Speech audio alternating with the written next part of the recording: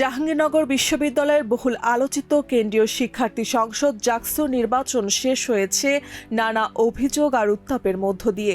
অনিয়ম ও কারচুপির অভিযোগ তুলে জাতীয়তাবাদী ছাত্রদল সহ 5টি প্যানেল ভোট বর্জন করেছে। অন্যদিকে 3টি প্যানেল ভোটে টিকে থাকলেও অভিযোগ তুলছে প্রশাসনের পক্ষপাতিত্ব আর প্রতিক্রিয়ার অস্বচ্ছতা নিয়ে।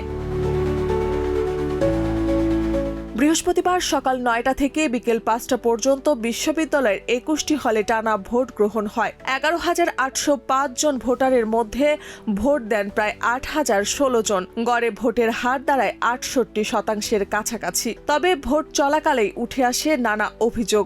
কোনো হলে ঘণ্টাব্যাপী ভোট বন্ধ রাখতে হয়েছে।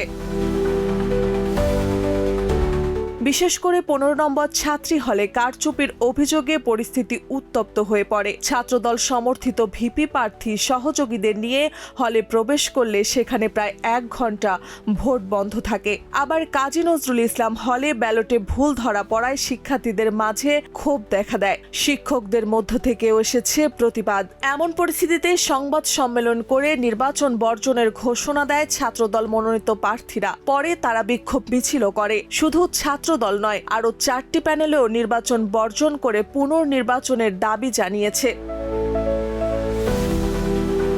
অন্যদিকে বিশ্ববিদ্যালয় প্রশাসন ও নির্বাচন কমিশন বলছে, সামান্য কিছু বিচ্ছিন্ন ঘটনা ছাড়া সামগ্রিকভাবে নির্বাচন সুষ্ঠুভাবে সম্পূর্ণ হয়েছে।